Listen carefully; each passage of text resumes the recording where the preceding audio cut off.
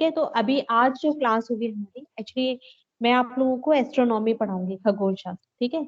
लेकिन वो क्लास तो अभी हमारी थोड़ा सा आगे स्टार्ट होगी। ये इंट्रोडक्टरी क्लास है। इंट्रोडक्टरी का मतलब होता है कि जो भी बच्चे अभी आ रहे हैं या जिन्होंने ये ज्वाइन किया है P1, जो रजिस्टर्ड हो चुके हैं या जो नहीं हुए हैं, दे आर इंटरेस्टेड, है ना। तो एक बार मैं आप लोगों का इंट्रोडक्शन जानना चाहती हूँ। कृपया मुझे अपना नाम, आप कहाँ से बोल रहे हैं, और आप इसको ज्वाइन क्यों करना चाहते हैं, और करना चाहते हैं या नहीं, जस्ट देखना चाहते हैं, है ना। मेरे क्वेश्चन सुन लिया सब लोगों ने?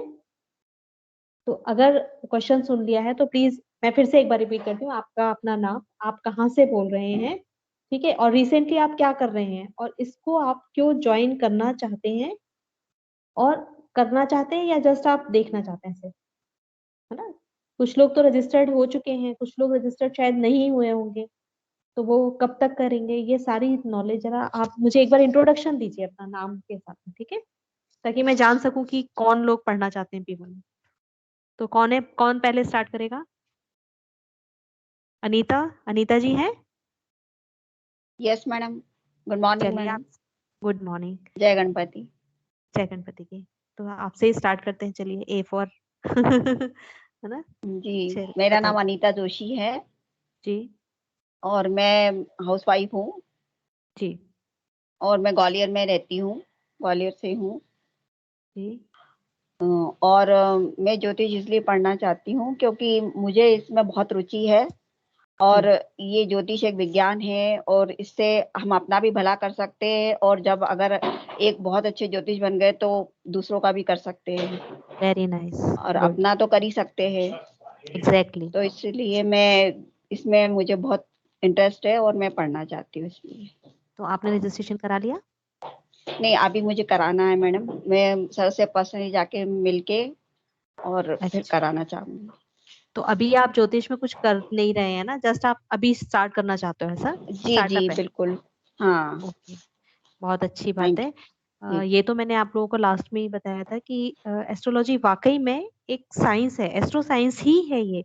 हम लोग पंडितों से पूछने जाते हैं तो वो भी, अगर अगर सच में अच्छा एस्ट्रोलॉजर है, तो वो कैलकुलेशन ही करता है। आप लोगों ने देखा होगा, बताते हैं कि नहीं, ये छठवा, ये सातवां, ये दसवां, ये नौवां। तो व्हाट इज दिस, ये मैथ्स है। और आप ग्रहों के बारे में पढ़ रहे हो, वो आपका ज्योग्राफी हो गई, प्लस एस्ट्रोनॉमी जो हो गई, वो आप पूरा ब्रह्मांड के बारे में पता लगा रहे हो, आप अपनी पृथ्वी के बारे में पता लगा रहे हो। तो सच में ये बिल्कुल बहुत ही प्योर फॉर्म ऑफ साइंस है ना। और वाकई में बहुत ज्यादा नॉलेजेबल है। और एक चीज और मैं आपको बताना चाहती हूँ, ज्योतिष पढ़ने का मतलब ये नहीं है कि आप दूसरों को कुंडली का एनालिसिस ही देंगे, या आप दूसरों की कुंडली का एनालिसिस ही करना है। आप अपने खुद के, जैसे आपने भी कहा अनीता जी ने, कि आप खुद के एनहांसमेंट के लिए, आप जैसे आप खाना बनाना सीखते हैं, है ना। हर किसी को खाना बनाना चाहिए, हर किसी को घर का पूरा काम करना आना चाहिए। आजकल तो जेंडर का कोई फॉर्म ही नहीं है, कि ऐसा तो नहीं है कि मतलब कोई मेल है तो वो खाना नहीं बना सकता, फीमेल है तो वो बाहर नहीं जा सकती। आजकल तो दोनों लोग सारे काम करते हैं, है ना। तो जैसे हम अदर वर्क्स को इम्पोर्टेंस देते हैं कि हमें ये आना चाहिए, हमें ये आना चाहिए, ऐसे ही एक ये भी कला है जो हमें आना चाहिए। क्योंकि हमारे हिंदू संस्कृति में जो ज्ञान हमारे पुराने ऋषि मुनियों ने दिया है, वो संसार में कहीं नहीं है। हमारा ये ज्ञान चुराया गया है, बाहर वाले ले गए इसे, और फिर से लौट के आ रहे हैं यहीं पर। हम लोगों ने चीजों को चेंज करने की कोशिश की, हम वेस्टर्नाइज हो गए, मतलब हम पश्चिम संस्कृति को अपनाने की कोशिश करते हैं। हम सोचते हैं कि ना, आप आज लड़कियां सोचती हैं हम साड़ी पहनते हैं तो पुराना ओल्ड फैशन है, जीन्स पहनना चाहिए, ये पहनना चाहिए। और अगर आप बाहर के लोगों को देखेंगे, वो साड़ी पहनकर आप अगर कभी मथुरा वृंदावन चले जाइए, वहां पर मोस्टली फॉरेनर्स होते हैं, और बिल्कुल हमारे ही उसमें होते हैं, संस्कृति में होते हैं, हिंदू धर्म से जुड़े हुए, मतलब ये सारी चीजों को वो फॉलो करते हैं। क्यों फॉलो कर रहे हैं वो लोग? उन्हें कुछ तो अच्छाई लगी होगी, है ना। हम लोग दिखावे पर जाते हैं, वो लोग इंटरनल असेसमेंट, इंटरनल जो एडवांसमेंट जो होता है, या कहेंगे कि स्पिरिचुअल लाइफ को पकड़ने की कोशिश कर रहे हैं, क्योंकि वो हमारी जिंदगी से सच में जा रहा है धीरे धीरे, जो नहीं जाना चाहिए। हम लोग अपनी चीजों को खो रहे हैं, दूसरों के हाथों में दे रहे हैं, है ना।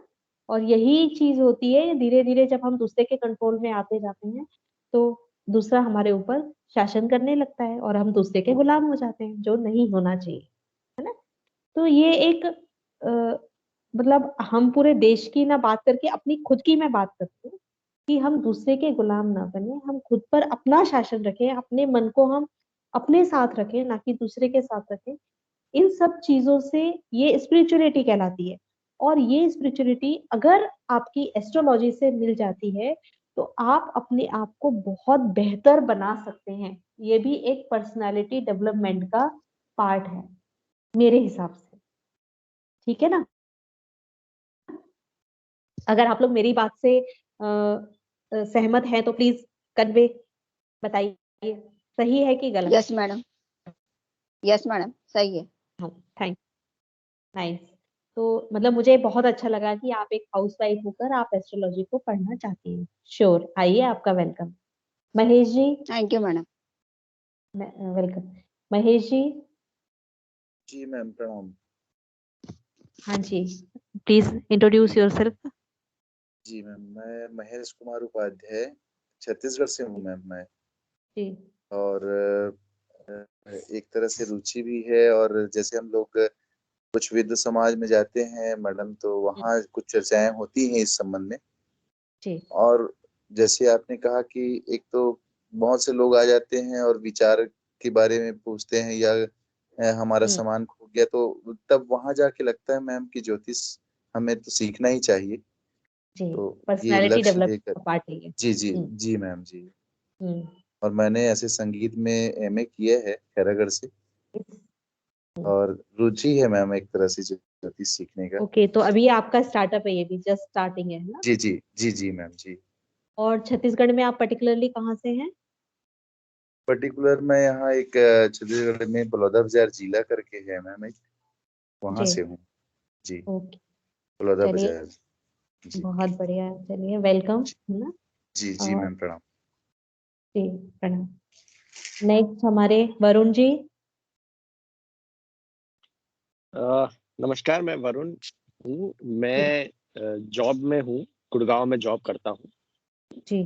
इंजीनियर हूँ, इंजीनियर के बाद एमबीए किया है। Very nice. ज्योतिष सीखने का मेरा मेन रीजन ये है कि आज के टाइम में इस साइंस को लेके बहुत ज्यादा अंधविश्वास हो गया है जी, सब लोगों में। मतलब लोग इसको बहुत अ, सही कहा आपने, मतलब हाँ। एक पुराना पुराना ज्ञान समझ के उसको अंधविश्वास के बॉक्स में डाल दिया है। तो मैं इसको हाँ, लोग सीखना उसका चाहता हूँ, मिसयूज समझना कर रहे चाहता हूँ। हैं। हाँ, तो लोग इसलिए सीखने का ये आया कि सीख के एटलीस्ट समझ के, अगर सीख के समझ के मैं फिर लोगों को बता पाऊँ कि नहीं ये अंधविश्वास नहीं है, ये एक्चुअल में साइंस है। बट जब तक मैं इसको सीखूंगा नहीं तो बता नहीं पाऊंगा। तो यही मेन पता रीजन है। नहीं पाऊंगा, बहुत बढ़िया। मैं सच में, मैंने लास्ट क्लास में भी कहा था, मैं आज भी आपसे कह रही हूँ कि हमें ऐसे ग्रुप की बहुत जरूरत है जो इसको अंधविश्वास से उठाकर लेकर आए और साइंस की तरफ लेकर चले। ये बहुत जरूरी है। मैंने अभी कहा ना कि लोग बाग इस चीज को गलत तरीके से आगे लेकर जा रहे हैं, जो कि नहीं होना चाहिए। साइंस जैसे हम अदर सब्जेक्ट्स पढ़ते हैं साइंस के, वैसे ही ये भी सब्जेक्ट है, फिजिक्स से जुड़ा हुआ है, साइंस से जुड़ा ये पूरी तरह से, है ना। इसको साइंस ही इसीलिए बोलते हैं इसको। तो अगर हम सच में साइंस की तरह से पढ़ेंगे, नॉलेज गेन करेंगे, तो this will be very beneficial for us. और बहुत अच्छा लगा कि आपने इस चीज में इंटरेस्ट लिया। वेलकम। तो अच्छी बात। गुरुजी, जय गणपति की। जय गणपति की। मैंने देखा, मैंने कहा सर आ गए। हाँ, तो मैंने देख लिया था, और आप बच्चों स्टूडेंट्स को बहुत अच्छे से अपना बता रही थी, और अच्छा लग, ये ज़रूरी है कि इनको सबको अभी शुरुआत में अपने विषय की ओर आकर्षित होने के लिए, कि विषय बहुत सरल भी नहीं है और बहुत कठिन भी नहीं है। कठिन इसलिए नहीं है कि ज्योतिष को हम अपने जीवन में जी रहे हैं। हमारा जी। जब जन्म होता है तब से ही हमारे जीवन में ज्योतिष का प्रवेश हो जाता है, इसलिए वो कठिन नहीं है। जी। और सरल इसलिए नहीं है क्योंकि हम जी तो रहे हैं ज्योतिष के अनुसार, लेकिन हम फिर भी पाश्चात्य पद्धति में जी रहे हैं, पाश्चात्य संस्कृति को अपना रहे हैं। और जब हम पाश्चात्य संस्कृति को अपना रहे हैं तो निश्चित ही है कि वो ज्योतिष हमारे से थोड़ा हटता जा रहा है हमारे को। तो आइए मैं वेलकम करता हूँ सभी का। अभी मुझे दिख रहे हैं अनीता जोशी, और ये डबल आई है जिसके नाम से किसका है सर? अनीता जी, महेश जी और वरुण जी से इंट्रोडक्शन हो चुका है, अब दुर्गेश जी की बारी है। और डबल आई दुर्गेश जी अपना परिचय दें, और जितने भी लोग परिचय देते हैं वो अपना वीडियो खोल करके दें, तो जिससे हमें लोगों का चेहरा भी पता चले कि कौन है क्या है। मंजू जी आप पूछिए। हेलो दुर्गेश जी। हाँ जी, मैम मेरा नाम दुर्गेश वीडियो शर्मा है, ओपन मैं करें अपना, ग्वालियर से हूँ। और उसके बाद में वरुण शिवरे आप अपना वीडियो म्यूट कर लें, दुर्गेश शर्मा अपना वीडियो खोलिए। हेलो, हाँ जी मैम, मेरा नाम दुर्गेश शर्मा है, मैं ग्वालियर से हूँ। नमस्ते क्यों ज्योतिष सीख रहे हैं, क्या कारण है? सर, मुझे इसमें इंटरेस्ट है और मैं इसको सीखना चाहती हूँ, इसलिए। पहले से ज्योतिष में क्या आता है? पहले से कुछ भी नहीं आता, न्यू स्टार्टिंग है। चलिए ठीक है। और तो ये आप हाउस वाइफ है या फिर जॉब करते? जी मैम, हाउस वाइफ। ठीक जी सर, कंटिन्यू करें। सबका हो गया आपका? नहीं सर, अभी कौशल जी बचे हैं। राज, कौशल झा अपना परिचय दे दें। कौशल झा।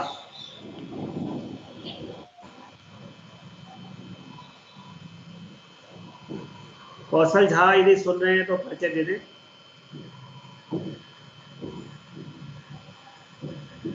अगर वो अवेलेबल नहीं है तो राज जी, अगर वो अवेलेबल है तो। राज जी से कल बात हो गई थी, फिर भी आप हो ले गई लीजिए थी? इंट्रोडक्शन, आप ले लीजिए। ठीक आपको नहीं मालूम तो आप परिचित हो जाइए। ठीक। मैं आर के चतुर्वेदी हूँ, ग्वालियर से हूँ, और इस परिवार में मेरा जन्म हुआ है। मेरे परिवार के बहुत सारे लोग ज्योतिष जानते हैं, पर मैं अछूता रहा हूँ, बिल्कुल मेरे को कुछ नहीं पता। मैं सर्विस में रहा, अब सर्विस से रिटायर हो गया हूँ, तो मैं अब खुद चाहता हूँ और जानना चाहता हूँ और दूसरों को भी बताना चाहता हूँ। बहुत अच्छा, प्रणाम। और अच्छा लगा आपसे मिलकर। आप जैसे लोगों का आशीर्वाद भी चाहिए और प्रेजेंस भी चाहिए। नेक्स्ट कोई और बच्चा है? कौशल जी अगर अवेलेबल हैं तो। ठीक है मंजू जी, मैं आगे चालू करता हूँ, क्लास को हाँ कंटिन्यू जी करता हूँ। ठीक है सर, मैं लीव कर रही हूँ, आप कंटिन्यू। हाँ, आप रहना चाहते तो रहें, और लीव करना चाहते हो अगर कोई काम है तो जा सकते हैं, कोई दिक्कत नहीं है ना। Thank you sir. धन्यवाद। तो हम कल भी क्लास में मिले थे, और कल क्लास में कुछ ऐसी बातें हुई थी जब मैंने आपको बताया था कि जो जगत नारायण है, जो जगदीश हैं, वही ज्योतिष है, क्योंकि उनके जो दो नेत्र हैं वो सूर्य और चंद्रमा है, और उनके माध्यम से वो हमें देख रहे हैं। तो भगवान सूर्य नारायण जो है वो कैसे हैं? संदर्शनम वितनुते पितृदेवनाम माशा प्रवास दलैरथ ऊर्ध्वगम्यत्।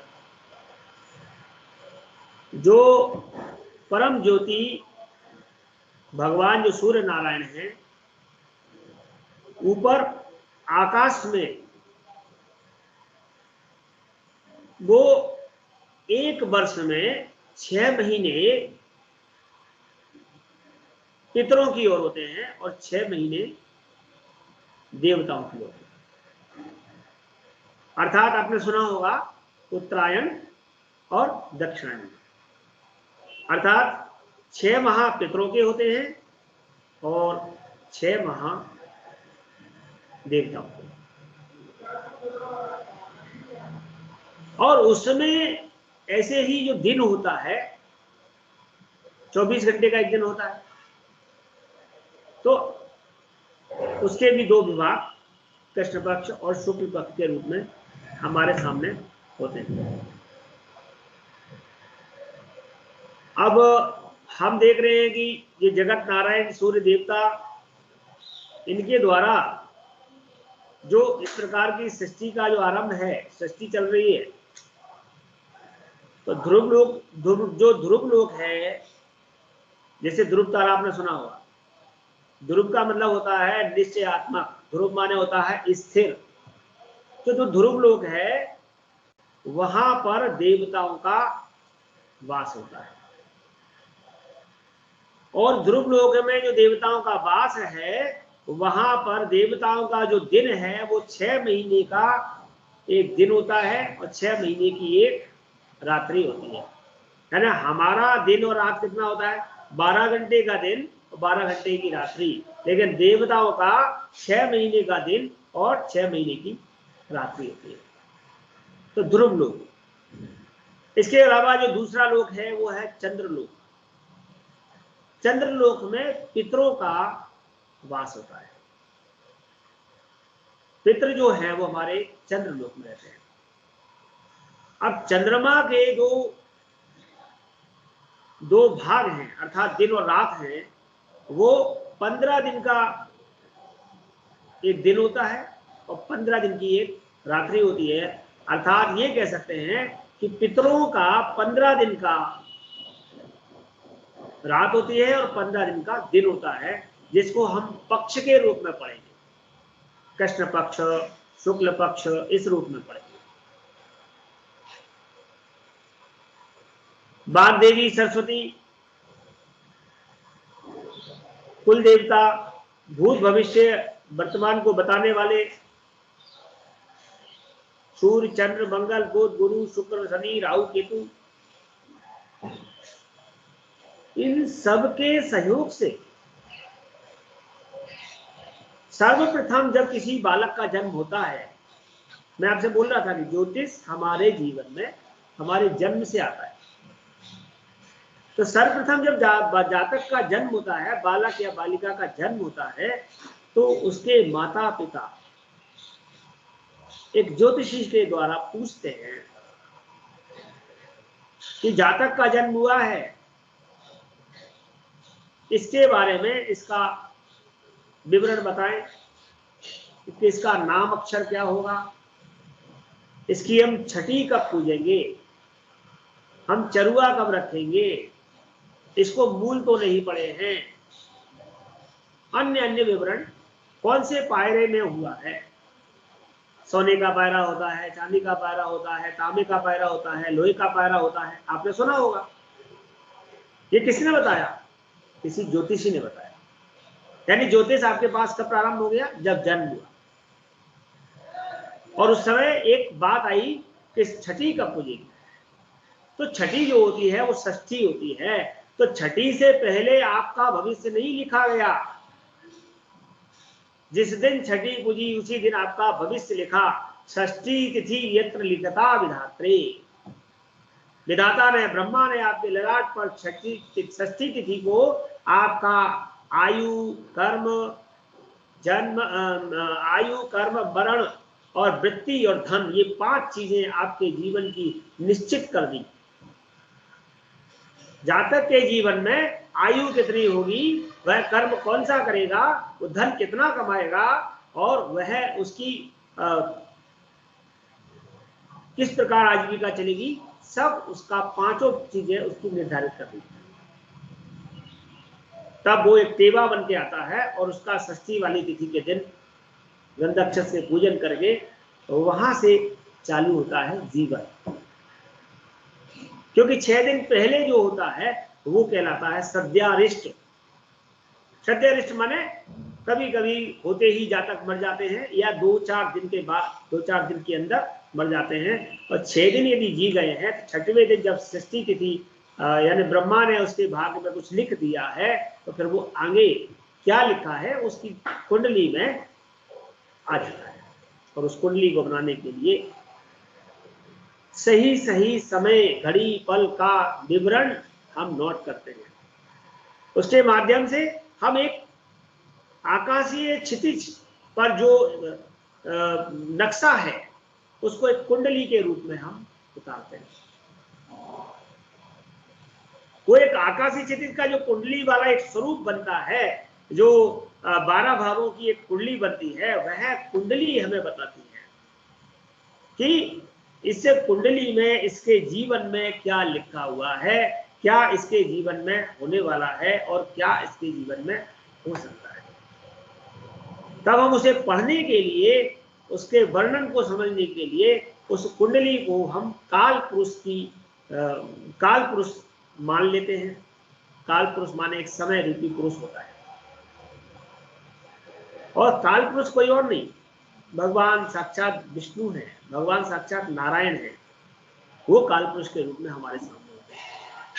और उसी का एक दूसरा रूप मैंने कल कहा, यद पिंडे तद ब्रह्मांडे और यद ब्रह्मांडे तद पिंडे। जो हमारे पिंड में है वो हमारे ब्रह्मांड में है, और जो ब्रह्मांड में है वो हमारे पिंड में है।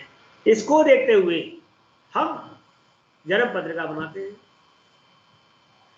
जन्म पत्रिका से क्या आशय है, लग्न पत्रिका क्या होती है, चंद्र पत्रिका क्या होती है, और 12 भावों से क्या लिखा जाता है, ये सब हम इस ज्योतिष में पढ़ने वाले हैं। हमारे सामने एक इस प्रकार की, आपको स्क्रीन दिख रही होगी, इस प्रकार का एक हम कुंडली का एक खाना बनाते हैं, और उस खाने में हम इनको रखते हैं, ग्रहों को रखते हैं, और वह ग्रह हमें बताएंगे कि क्या उसके जीवन में हो सकता है। इसको पढ़ने के लिए हम कैसे पढ़ेंगे, ये मैं आपको भी बता रहा हूं, किस तरीके से हम इसका वर्णन करेंगे। तो मैं बोल रहा था जैसे काल पुरुष के रूप में, कोई मुझे बताएगा कि आपको स्क्रीन शेयर हो रही है कि नहीं? यस सर, हो रही है सर। हो रही है। मेरा ये क्यों नहीं होगा?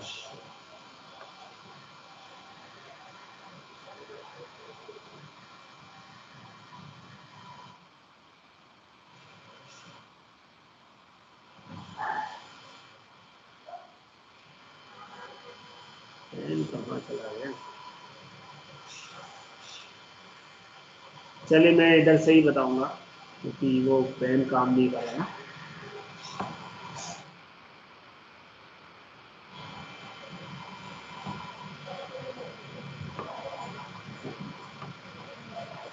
तो आपके सामने जो एक लग्न पत्रिका, एक हमारा चार्ट आ रहा है, उसको हम देख रहे हैं, जिसको हम कहेंगे लग्न पत्रिका के रूप में। इसमें जो फर्स्ट हाउस, ये घर है, एक तरह से घर है हमारा। एक 360 डिग्री का ये पूरा ये गोल होना चाहिए, हमने इसको स्क्वायर कर दिया है, चौकोर बना दिया है। ये हमारे पास एक आकाशीय नक्शा है, आकाश का नक्शा है। तो जो काल पुरुष है, वो काल पुरुष का जो मुख है, काल पुरुष का जो चेहरा है, वो ये प्रथम भाव है, जिसको हम प्रथम भाव कहेंगे, फर्स्ट हाउस कहेंगे। एक तरह से मान के चलिए ये काल पुरुष का चेहरा है, इसमें इसकी आंख, कान, नाक, नक्शा सब इसके अंदर ही है।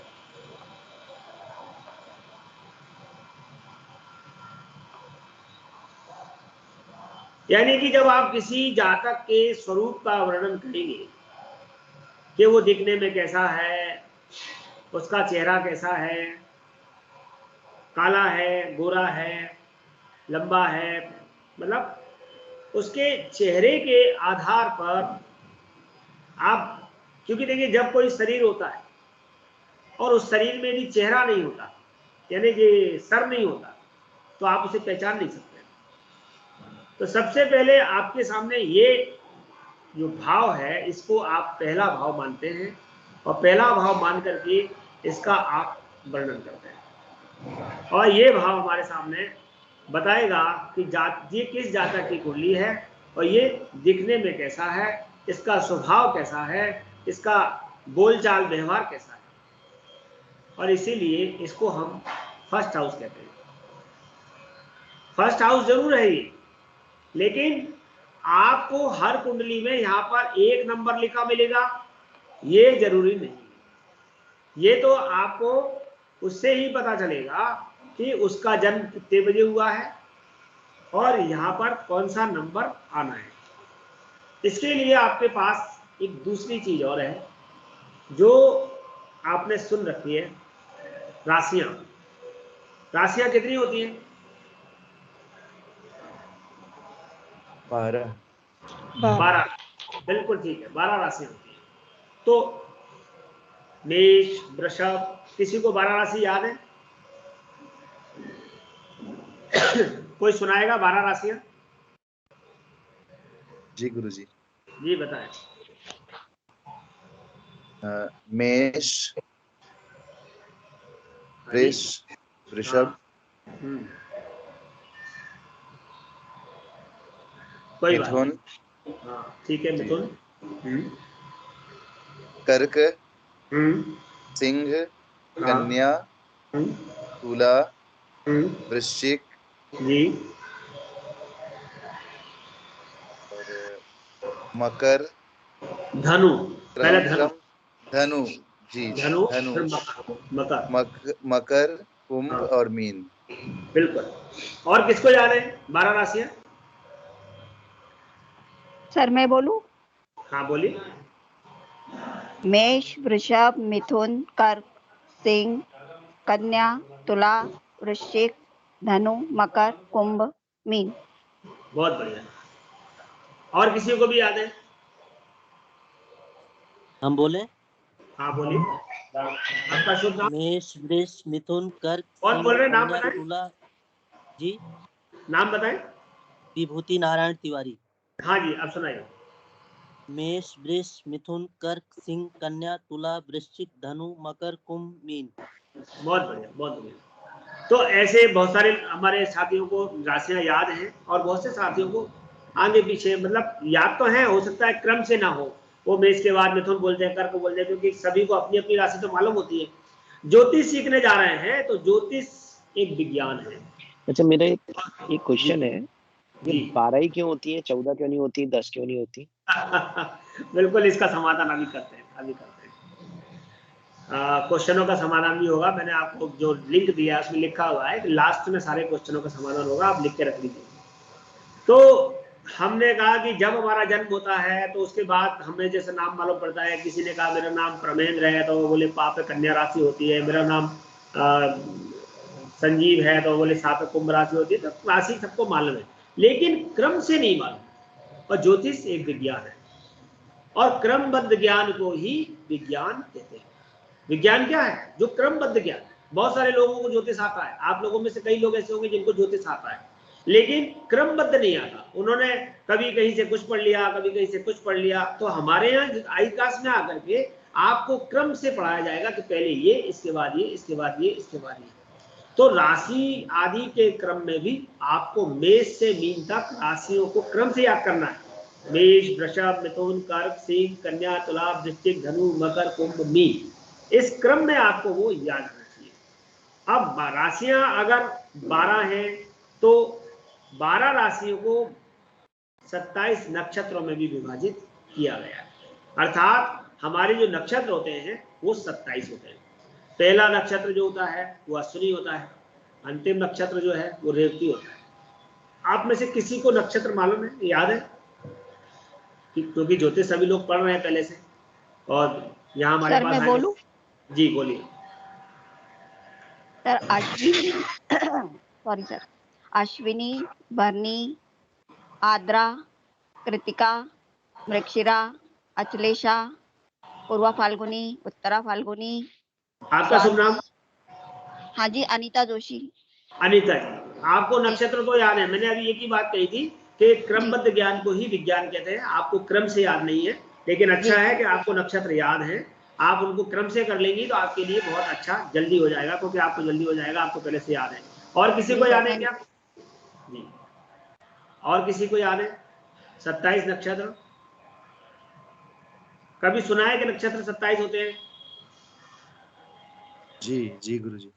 हाँ, तो नक्षत्रों की भी एक टेबल देंगे हम आपको, उनको आपको याद करना है। अश्विनी, भरणी, कृतिका, रोहिणी, मृगशिरा, आर्द्रा, पुरुषु, पुष्य, आश्लेषा, मघा, पूर्वा फाल्गुन, मित्रा फाल्गुन, हस्त, चित्रा, स्वाति, विशाखा, अनुराधा, ज्येष्ठा, मूल, पूर्वाषाढ़ा, उत्तराषाढ़ा, श्रवण, ज्येष्ठा, शतभिषा, पूर्वाषाढ़ा, उत्तराभाद्र, रेवती। एक श्वास में बोलना है, ठीक है। ये प्रतियोगिता होगी अगले संडे को, और जो जीतेगा उसको इनाम भी मिलेगा। तो देखेंगे कौन 27 नक्षत्रों को एक श्वास में बोल के सुनाएगा। अब 12 राशि, 27 नक्षत्र और ग्रह कितने होते हैं? कोई बताएगा ग्रह कितने होते हैं? सर 9 ग्रह होते हैं। बहुत बढ़िया। कौन कौन से होते हैं?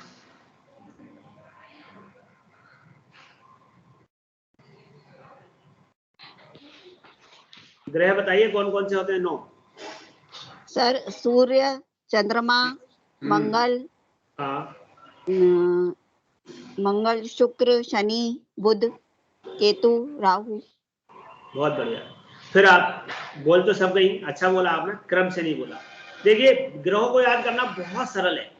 आपके कितने बार हैं? वार कितने हैं हमारे? 7 बार है। पहला बार कौन सा है? रविवार, रविवार। रवि को सूर्य कहेंगे, सोमवार को चंद्रमा कहेंगे, मंगल को बुध कहेंगे, मंगल को मंगल कहेंगे, बुध को बुध कहेंगे, गुरु को गुरु कहेंगे, शुक्र को शुक्र कहेंगे, शनि को शनि कहेंगे। केवल रविवार को आप सूर्य चंद्र बना लीजिए। 7 ग्रह तो 7 बार हो गए। अब 2 बचे, वो कौन है? 2 राहु केतु।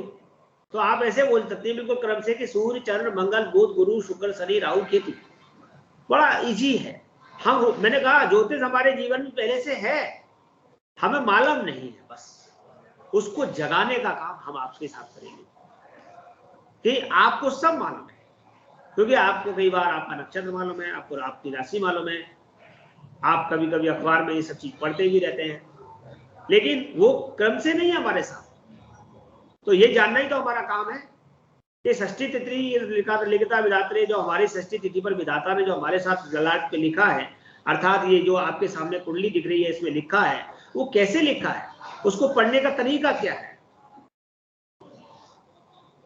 अच्छा ये बताइए, बहुत सारे लोग ऐसे थे, मैं आज वाले की बात नहीं कर रहा, मैं पुराने वालों की बात कर रहा हूं, कि जिनको 5वीं क्लास तक इंग्लिश का ए नहीं बताया गया था। ऐसा कोई है?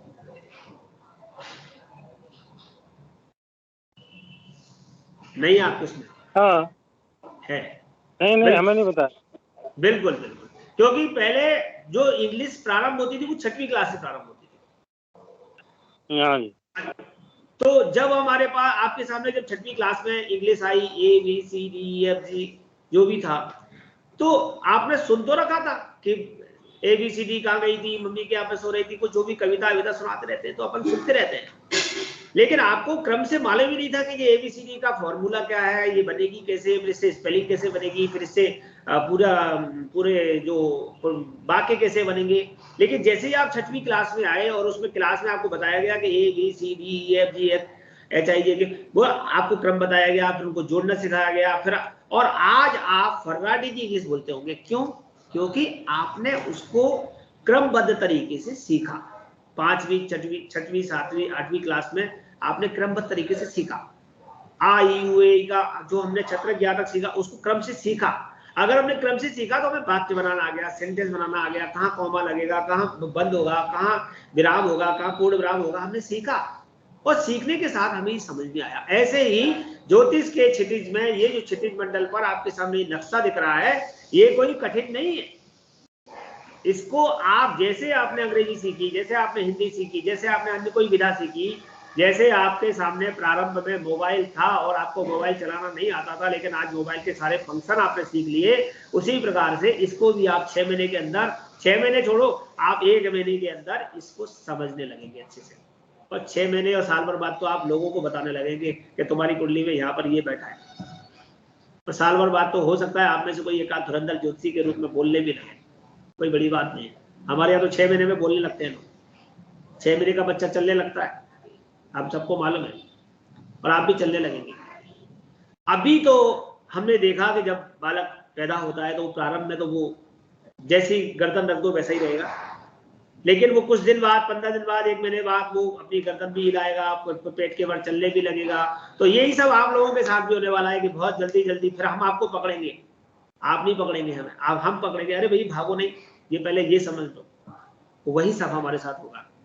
तो आइए हम देखें कि हमें 12 राशि याद करनी है, 27 नक्षत्र याद करने, लेकिन वो 12 राशियों का प्रयोजन हमारी इस कुंडली में यानी आकाशीय क्षितिज में भाव में कैसे होगा, यानी कि जो काल पुरुष है उसका ये शरीर है पूरा, ये यहां से चालू होगा इस तरीके से, ये शरीर है और ये शरीर इस तरीके का ये चलता जाएगा।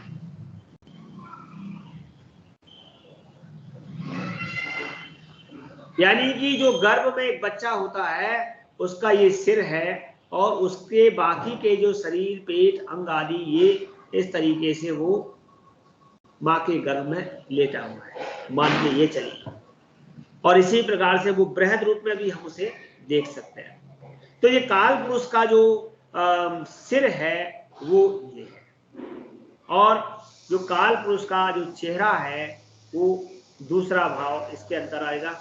उसकी जो छाती है वो तीसरे भाव में दिखेगी, उसका जो हृदय है वो चौथे भाव में दिखेगा, और उसका जो पेट है वो आपको यहाँ 5वें भाव में दिखेगा, और उसकी जो कमर वाला हिस्सा है, देखिए आपका पीछे का हिस्सा आ गया, कमर का हिस्सा जो है वो आपको 6वें भाव में दिखेगा, और जो कमर के हिस्से पर जो बेल्ट लगाते हैं हम, बस्ती वाला जो क्षेत्र है वो आपको यहाँ 7वें भाव में दिखेगा, और उसके जो जनेंद्रियां हैं वो आपको 8वें भाव में दिखेगी, उसकी जंघा जो है वो 9वें भाव में दिखेगी, और उसके घुटने जो हैं वो 10वें भाव में आपको दिखेंगे, और 11वें भाव में आपको उसके पैर की पिंडलियां दिखेंगी, ये जो 11वां भाव, और 12वें भाव में उसके पंजे दिखेंगे। इस प्रकार से आपको काल पुरुष दिखेगा। अर्थात मैं काल पुरुष की बात नहीं कर रहा, मैं काल पुरुष के रूप में हमारी आपकी बात कर रहा हूं। हम और आप इस कुंडली में किस प्रकार से देख सकते हैं। हमने देखा किसी को हृदय में समस्या हो रही है, तो मैंने कौन सा भाव कहा था, चौथे भाव में आप जातक का हृदय देखेंगे, यानी कि ये जो भाव है इस भाव को हम गहराई से पढ़ेंगे, और इसमें पढ़कर जो भी हमें ग्रहों की, नक्षत्र आदि की, राशि की स्थिति दिखेगी, उसके आधार पर हम उसके हार्ट की समस्या का विचार कर सकते हैं, और उसके पेट में यदि खराबी होती है, पेट खराब रहता है, तो हम उसके इस भाव को पढ़कर, यहाँ पर पड़े हुए इंडिकेशन को देख करके हम उसके अच्छे बुरे फल के बारे में निर्णय कर सकते हैं। अगर उसके पैरों के पंजों में कुछ तकलीफ हो रही है तो इस भाव को पढ़ के अध्ययन कर सकते हैं। अगर उसकी पिंडलियों में प्रॉब्लम है तो ये भाव पढ़ेंगे, अगर उसके टखनों में प्रॉब्लम है तो इसको पढ़ेंगे, अगर उसके जंघा में प्रॉब्लम है तो उसे पढ़ेंगे, मतलब हर मुंह चेहरे पर प्रॉब्लम, यानी कि हम जातक के हर शरीर के उन बातों को यहाँ पर देखकर बता सकते हैं, पढ़ सकते हैं, जान सकते हैं कि वो किस प्रकार से उसके जीवन में ये सब होने वाला है। इसी को हम और आगे ले जाएंगे। जे लग्न है जिसके आधार पर हम इसको देख रहे थे, इसी को लग्न को निकालने के लिए हमारे पास एक दूसरा प्रयोग होगा, जो प्रयोग होगा कि वो आएगा कहां से, लग्न आएगा कहां से। लग्न लाने के लिए हमें करना क्या पड़ेगा, लग्न लाने के लिए हमें थोड़ी सी गणितीय प्रक्रिया से गुजरना पड़ेगा। तो गणितीय प्रक्रिया है क्या, उसको जानने के लिए हमें ये समझना पड़ेगा कि ये हमारा महायुग क्या है, और युग क्या है, और घंटे क्या है, और दिन क्या है। तो इसके लिए हमें भारतीय समय मापक पद्धति को थोड़ा सा पढ़ना पड़ेगा। इंडियन टाइम के जो सिस्टम है उसको समझना पड़ेगा कि हमारा जो एक दिन है वो कितने घंटे का होता है। हमारा एक दिन 24 घंटे का होता है, आप सबको मालूम है, लेकिन आपको ज्योतिषीय भाषा में उसको पढ़ने के लिए आपको कहना पड़ेगा कि हमारा एक दिन जो है वो 60 घटी का होता है। जैसा कि आपके सामने यहाँ घटी दिख रही है, आप कहेंगे कि हमारा एक दिन जो है वो 60 घटी का होता है, यानी 24 घंटे में 60 घटी होती है। अगर 24 घंटे में 60 घटी होती है तो एक घटी में क्या होता है, एक घटी में 60 पल होते हैं, अर्थात एक घटी में 60 पल होते हैं। और एक पल में कितने, तो एक पल में 60 विपल होते हैं। जैसे घंटा, मिनट, सेकंड होता है, उसी प्रकार से यहाँ पर घटी, पल, विपल, और उस विपल का भी छोटा जो रूप होता है वो 60 प्रति विपल होता है, और इसको विलिप्त कह सकते हैं। और अगर विलिप्त का भी जो छोटा रूप होता है वो पर के रूप में होता है, और पर का भी जो छोटा रूप होता है वो तत्पर के रूप में होता है। इस प्रकार से हम इसको देखेंगे कि ये हमारे सामने छोटी से छोटी इकाई में हम जाएंगे, लेकिन अब इसे हम घंटे मिनट के साथ तालमेल बिठाने के लिए भी विचार करेंगे कि 60 घटी में अगर 24 घंटे होते हैं तो 1 घंटे में कितनी घटी होगी। तो 1 घंटे में 2.5 घटी होती है, 2.5 कह सकते हैं या 2.30 लिख सकते हैं। तो 1 घंटे में 2.5 घटी होती है, तो 2 घंटे में कितनी घटी होंगी। अगर 1 घंटे में 2.5 घटी है तो 2 घंटे में कितनी घटी होंगी, कोई बताएगा। सर 4.10। नहीं, अगर 1 घंटे में 2.5 घटी है तो 2 घंटे में 5 होंगी। 2.5 दूनी 5। हाँ 5 होगी सर। 2.5 दूनी 5 और 4 घंटे में कितनी होंगी। 10। 2.5 चौक 10, बिल्कुल 4 ढाम 10। तो आपको 2.5 का पहाड़ा याद करना पड़ेगा और उसे बोलने का तरीका रहेगा 1 ढाम ढाम, 2 ढाम 5, 3 ढाम 7.5, 4 ढाम 10, 5 ढाम 12.5, 6 ढाम 15, 7 ढाम 17.5, 8 ढाम 20, 9 ढाम 22.5, 10 ढाम 25, 10 ढाम 25। ऐसे ढाम ढाम ढाम आपको पढ़ना पड़ेगा। आपने पढ़ा होगा 2 एकम 2, 2 दूनी 4, 2 तिये 6, लेकिन यहाँ पर आपको 2.5 के रूप में पढ़ना है। ऐसे हमारे सामने मैं समझता हूँ आर.के. चतुर्वेदी जी ने पढ़ी होंगी। डेढ़ा, पौना, अद्धा, सवैया, ये पहाड़े पहले हुआ करते थे, आजकल तो ये नहीं होते। चतुर्वेदी जी आपके सामने थे ऐसे कुछ पहाड़े। हाँ मेरे सामने थे। बिल्कुल बिल्कुल, आजकल ये सब बंद हो गया। पहले डेढ़ा, पौना, अद्धा, सवैया ये भी सब पहाड़े के रूप में पढ़ा जाता था और मैंने सब ये सब अनुभव किया है, मैंने पढ़ा भी है, क्योंकि कुछ ऐसे आप जैसे लोगों के साथ में रहा, गुरुजनों के साथ रहा, ज्योतिषियों के साथ रहा, तो मेरे को ये सब चीजें देखने को पढ़ने को मिली। हमारा सौभाग्य होगा कि हम जब ज्योतिष पढ़ेंगे तो हमें ऐसी विधा जो हमारी प्राचीन विधा है और बड़े काम की विधा है वो समझेंगे। आज हमारा कैलकुलेशन का क्षेत्र इसलिए भी कमजोर हो गया है कि हम लोग सब लोग कैलकुलेटर आधारित हो गए, कंप्यूटर आधारित हो गए। पहले एक लंबी सी पर्ची पर किराने वाला हिसाब लगा करके तुरंत बता देता था, बोले साहब 379 रुपये हो गए। आज वो किराने वाले के जाओ तो उसका बच्चा जो है वो कैलकुलेटर से वो टोटल लगाता हुआ मिलता है और फिर भी कई बार उसका टोटल जो है वो मिस्टेक हो जाता है, गलत हो जाता है। लेकिन मैं पुराने लोगों को देखता था कि बड़ी स्पीड से लगाकर आप गलती नहीं निकाल सकते थे। तो ये अभ्यास से होता है। अनभ्यासे विषम विद्या अजीर्णे भोजनम विषम। तो जिनका अभ्यास एकदम चकाचक होता है ना, वो और वो अभ्यास कब होता है, वो मशीन के आधार पर नहीं होता। अगर आप कोई काम मशीन के तरीके से करेंगे यानी कैलकुलेटर कंप्यूटर आदि से करेंगे तो वो आपका उतना ज्यादा अच्छा नहीं हो रहा है, ये मान के चलेंगे। क्योंकि जो आप हाथ से करेंगे और हाथ से भी आप बहुत निरंतर करते रहेंगे तो 100% आप उसमें परफेक्ट होंगे और ऐसे परफेक्ट होंगे कि आप मशीन को फेल कर देंगे, ये गारंटी है। तो आइए बात करते हैं कि अगर 1 घंटे में 2.5 घटी होती है तो 60 पल में 24 मिनट होते हैं, अर्थात, और 1 मिनट में 2.5 पल होता है, 60 पल में 24 सेकंड होते हैं, 1 सेकंड में 2.5 पल होता है। इस तरीके से ये पहाड़ा आपको रखना है, मैं इसको दूंगा आगे क्लासों में, इसको पढ़ाया भी जाएगा आपको कि कैसे इसको करना है। इसका एक सूत्र हमने लिखा है कि 2.5 जो घटी पल है उसको घंटा मिनट में बनाने के लिए 2.5 से हम गुणा करेंगे और घंटा मिनट में यदि वो है तो उसमें 2.5 का भाग दे देंगे घटी पल बनाने के लिए। इस तरीके से परिवर्तन की एक श्रेणी आएगी, उसको हम करेंगे कि इसमें परिवर्तन कैसे करना है। और अब हम देखेंगे कि हमारे जो युग है वो कितने हैं। तो हमारे 4 युग हैं।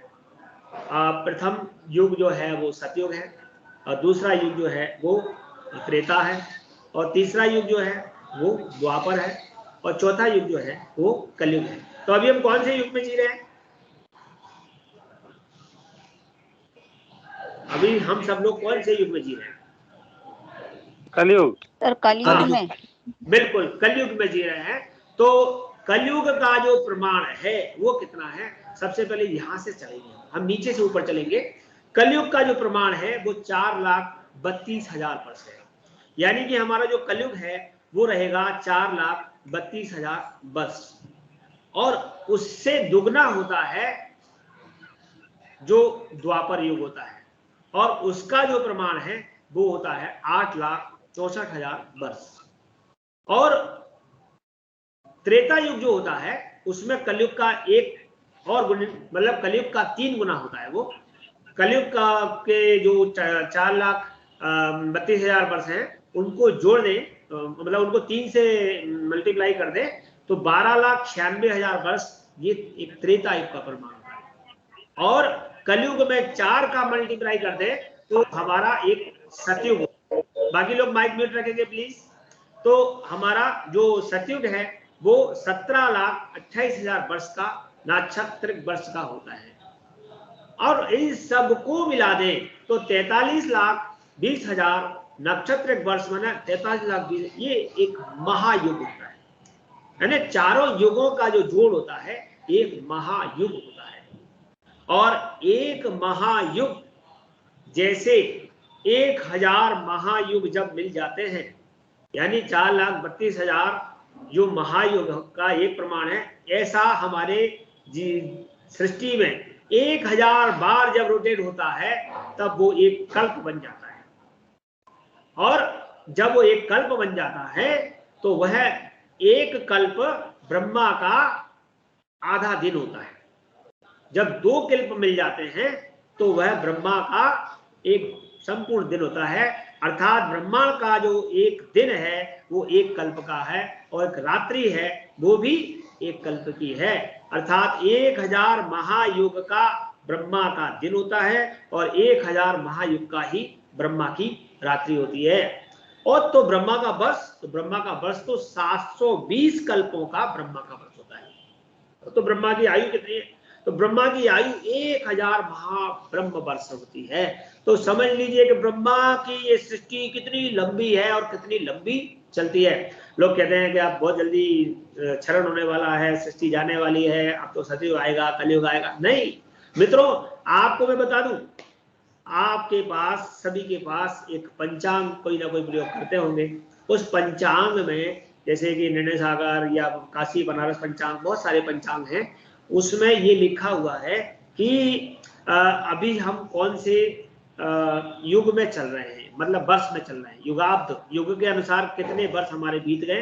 तो उन्होंने कहा कि कलयुग के जो 4,32,000 वर्ष हैं, कलयुग के 4,32,000 जो वर्ष हैं उसका 1/4 यानी 1/4 85,000 वर्ष पहले हम उसके एक चरण को जिए। कलयुग का पहला चरण चल रहा है, अर्थात 85,000 वर्ष के अंदर चल रहे हैं हम, और उसमें से अभी मात्र निकले हैं 5,000, उसमें से अभी निकले हैं मात्र इस समय 5,119 वर्ष मात्र। यानी कि भगवान कृष्ण जब से गए हैं तब से अभी तक मात्र 5,119 निकले हैं। तो समझ लीजिए 85,000 में से मात्र 5,000 निकले हैं। कलयुग का पहले चरण का ही अभी 80,000 वर्ष पड़े हुए हैं, युगाब्द पड़े हैं। इसके अलावा 3 चरण अलग पड़े हैं। तो कलयुग की तो ये प्रारंभिक श्रेणी है। और लोग कह देते हैं कई बार ऐसी बुरी बुरी घटनाएं हो जाती तो अरे भैया महाकलयुग आ गया, अब तो आदमी आदमी को खाने को दौड़ रहा है, कोई किसी को नहीं देख रहा। अभी तो हुआ ही क्या है, अभी तो हमने देखा ही क्या है, देखने के लिए अभी बहुत कुछ बाकी है। तो मैं बात करता हूं सतयुग की। सतयुग कैसा होता है? सतयुग में इसका मतलब है हमारे पास 2 तरीके से हम इसको जान सकते हैं। एक हमारी प्रकृति होती है सात्विक, राजसी और तामसी। सात्विक प्रवृत्ति माने व्यक्ति सात्विक प्रवृत्ति का होता है, उसके मन में किसी भी प्रकार का जो दुर्भाव नहीं होता, बुरा विचार नहीं होता, इंद्रियों पे बहुत संयम होता है, खान पान में वो बिल्कुल संयमित, जो आवश्यक भोजन होते हैं कंद मूल फल आदि उनका सेवन करता है, और इसलिए उसकी आयु भी बहुत होती है। कल सतयुग में एक व्यक्ति की आयु 1,00,000 वर्ष होती है। 1,00,000 वर्ष एक व्यक्ति की आयु, सोच लीजिए। और 1,00,000 वर्ष जब उसकी आयु होती है तो उसकी हाइट कितनी होती है? उसकी जो हाइट होती है वो भी 1,000 फुट होती है। सतयुग में जो लोग थे वो 1,000 फीट के, और उनकी जो हाइट 1,000 फीट, और उसके अंदर सॉरी 1,000 फुट नहीं, 10,000 फीट, सॉरी 10,000 फीट की हाइट होती है, और उसके अंदर भी वो 1,00,000 वर्ष तक जीते हैं। तो तब वही तो ऋषि थे। तब जब किसी की हाइट 10,000 फीट होगी तो सोचिए उसके कदम कितने कितने चलेंगे। तो जब वो इतनी हाइट, इतने लंबे चौड़े होते थे, तब वो एक कदम यहाँ रखते थे तो दूसरा कदम उनका मुरैना होता था, तीसरा कदम उनका आगरा होता था।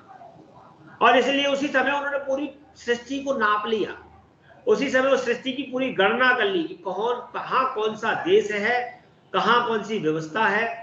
और जो हमारे पुराण हैं, उन पुराणों में उनका वर्णन लिखा है कि अमुक स्थान पर अमुक मतलब इतने योजन दूर यहाँ पर उत्तर मिलेगा, उत्तर के इतने योजन दूर वहां पर एक नीलगिरी मिलेगा। ऐसे करके उन्होंने सब लिखा है। और मैं एक बार श्रीमद् भागवत में भूगोल अध्याय पढ़ रहा था, उसमें लिखा कि यहाँ पर उत्तर हिमालय के और 2 लाख योजन दूर पर एक एक जो स्थान है वहां पर नील कमल पाए जाते हैं, नीले नीले कमल पाए जाते हैं। एक दिन अखबार में उसका चित्र मैंने देखा, जब मैं पढ़ रहा था तो वही चीज अखबार में, जब वो लास्ट पेज पर वो चीज भास्कर वगैरह में आती है, तो उस दिन मैंने वही चीज देखी। मैंने कहा बताइए, जो मैं कल पुस्तक में पढ़ रहा था वो मेरे सामने आज दिख रहा है। और गूगल सर्च से उन्होंने लिया था, क्या था, और सेम वही दृश्य उसमें दिखा। तब मैंने कहा कि हमारे ऋषि, जिस समय लोग कहते हैं कि आज तो हम चलो गूगल सर्च कर लेते हैं, प्लेन से चले जाते हैं और बहुत सारे तरीके से चले जाते हैं, लेकिन वो तो उनके पास क्षमता थी, उनके पास वो सतयुग में जीते थे, उनके पास हवा पानी आदि बहुत अच्छा था, उनके पास आयु बहुत थी और उस आयु में वो तपस्या करते थे। तो आपने कभी उसमें पढ़ा, हिरण्याक्ष ने 5,000 वर्ष तक तपस्या की और ब्रह्मा जी प्रसन्न हो गए। हमने कहा 5,000 वर्ष तक तपस्या की तो या तो व्यक्ति 100 वर्ष में जय श्री राम हो जाते। इसका मतलब वहां पे आयु का प्रमाण हमारे पुराण बताते हैं कि आयु बहुत हुआ करती थी और हाइट भी, पर्सनैलिटी भी अच्छी होती थी। इसके बाद जो द्वितीय युग आया, त्रेता युग, उसमें जो हाइट थी 10,000 से घटकर 1,000 और 1,000 फीट का व्यक्ति हो गया। और उसकी जो आयु 1 लाख थी, 1 लाख से घटकर 10,000 हो गई और 10,000 वर्ष की आयु हो गई और जो 1,000 फुट का जो उसका हाइट हो गया। तब वो द्वितीय में, लेकिन यहाँ पर थोड़ी राजसी प्रवृत्ति में भी लोग आ गए, यानी थोड़ा राजसी प्रवृत्ति के साथ जीने लगे राजा। तो इस समय दैत्यों का शासन बहुत ज्यादा हो गया, फिर भगवान राम को आना पड़ा और उन्होंने इस युग में फिर काफी संहार आदि किए। तो राम जी की कहानी आप लोगों को सबको मालूम है। तो उस समय भी राम, अब सोचिए कि भगवान राम यहाँ से पैदल चलते चलते श्रीलंका तक पहुंच गए, कोई उन्होंने साधन नहीं लिया था। तो आज हमसे कोई कहे कि पैदल चलते चलते श्रीलंका पहुंच जाओ, तो हम लोगों को तो बहुत ज्यादा कष्ट होगा, क्योंकि हम लोग तो घर से बाड़े तक जाने में भी सोचते हैं कि यार पैदल बाड़े तक कैसे जाएंगे। लेकिन भगवान राम यहाँ से सीधे चित्रकूट पहुंच गए। चित्रकूट के बाद जो जो वर्णन उसमें आए हैं वो रामायण में आपने पढ़े हैं, और वो लंका तक पहुंच गए। और कहीं वो सीता जी का स्थान बिहार में बता दिया, कहीं कुछ बता दिया, मिथिला बता दी, और मिथिला से अयोध्या। तो कैसे लोग आते रहे होंगे, कैसे लोग जाते रहे होंगे। अर्थात उनके पास एक हाइट थी, उनके पास एक उम्र थी, उनके पास एक उस प्रकार के संसाधन थे जिससे वो ये सब कर पाते थे। हम उससे नीचे वाले युग में आए जो द्वापर युग था, जिसका प्रमाण 8,64,000 वर्ष होता है। उसमें फिर हमने देखा तो उसमें क्या हुआ, जो आयु 1 लाख वर्ष थी, वो 10,000 वर्ष थी, वो घट के 1,000 वर्ष हो गई। 1,000 वर्ष की आयु हो गई और उनकी जो हाइट थी तो वो 100 फीट हो गई, 100 फीट की हाइट हो गई। तो जब ये द्वापर युग था उसमें हाइट 100 फुट हुआ करती थी और 1,000 वर्ष की आयु हुआ करती थी। जो भगवान कृष्ण के समय की ये पूरी जो हम तृतीय युग देखते हैं, और इसमें इस प्रकार की वर्णन देखने को मिले। फिर भगवान तब भी मान के चलिए कि जो 100 वर्ष, 1,000 वर्ष कम नहीं होते हैं, और जो आपको हाइट मिली है वो भी कम नहीं होती, 100 फीट।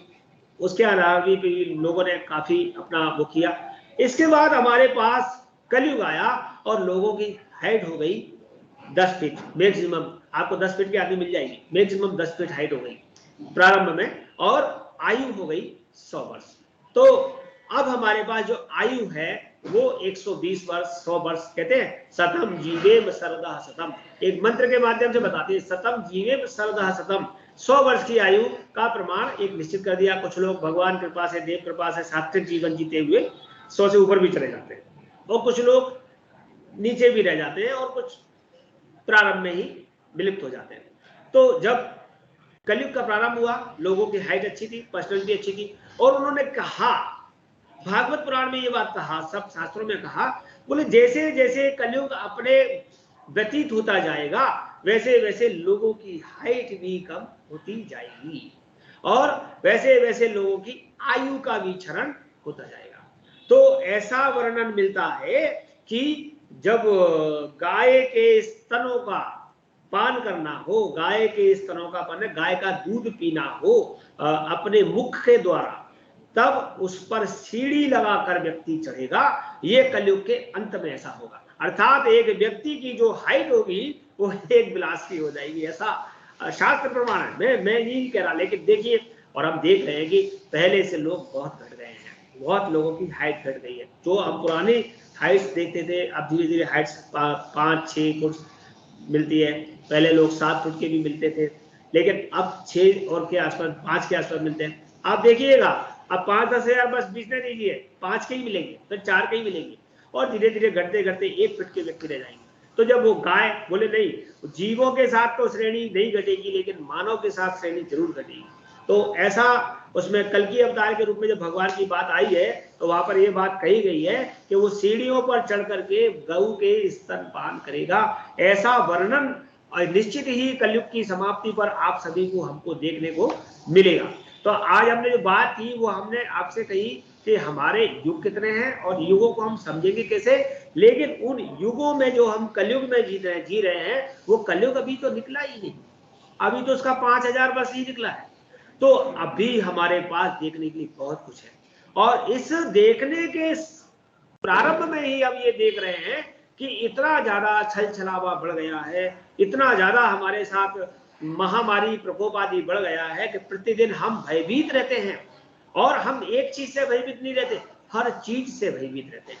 हम महामारी से भयभीत रहते हैं, हम अपने जीवन को लेकर भयभीत रहते हैं कि हमारे जीवन में आगे क्या होने वाला है, उन्नति अवनति को लेकर के, आजीविका को लेकर के, शिक्षा को लेकर के, संतान को लेकर के, पति पत्नी के व्यवहार को लेकर के, और यहाँ तक कि हमारा जो धन है बैंक आदि में जो जमा है उसको लेकर के भी भयभीत रहते हैं कि कब सरकार की बैंक न डूब जाए तो कहीं हमारा पैसा न डूब जाए, जैसे तैसे आपने संग्रह किया। तो ये जो अब जब ऐसा सब होने लगता है, इस प्रकार के भय हमें सताने लगते हैं, दाम्पत्य में तनाव आने लगते हैं, संतान के द्वारा घरेलू झगड़े, रोग, बीमारी, परेशानी, तो हम किसी ज्योतिषी को तलाशते हैं, ज्योतिषी के पास जाते हैं।